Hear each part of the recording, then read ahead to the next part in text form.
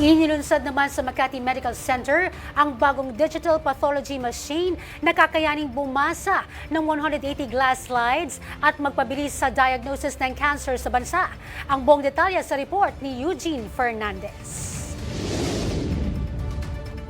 Sa usaping sakit na cancer, mahalaga ang maagang diagnosis. At sa panahong tumataas ang bilang ng mga taong may cancer, hindi na rin sumasapat ang bilang ng pathology sa bansa na magdadiagnose sa mga pasyente. Ito ang problemang masosolusyonan na sa pamamagitan ng bagong kagamitan sa Makati Medical Center, ang Aperio GT180DX, kung saan bubuksan dito ang digital pathology sa bansa na magpapabilis sa diagnosis ng mga pasyente. Kaya nito na bumasa ng 180 sample glass slides ng sabay-sabay habang gumagawa ng digital image ng sample. Sa pamamagitan nito ay kaya ng pagpasa-pasahan ng mga pathologists ang larawan upang suriin ang sample, imbis na nakagawi ang kinakailangan ng actual glass slides.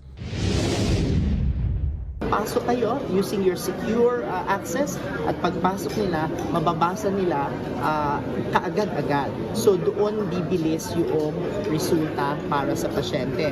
And of course, more heads are better than one. Sa halip na maghintay ako ng 2, 3, 4 na pathologists, pwedeng 10 sabay-sabay. No? We have about 12 to 14 staff, no, na pwedeng tumingin doon. So malaki yung pagkakaiba. Bukod sa diagnosis, malaki rin ang magiging tulong ng machine sa research upang mapalalim ng bansa ang kaalaman sa usaping medikal, lalo na sa usaping cancer. Para sa totoong balita sa Bagong Pilipinas, Eugene Fernandez ng IBC News para sa 13 sa tanghali ng Congress TV.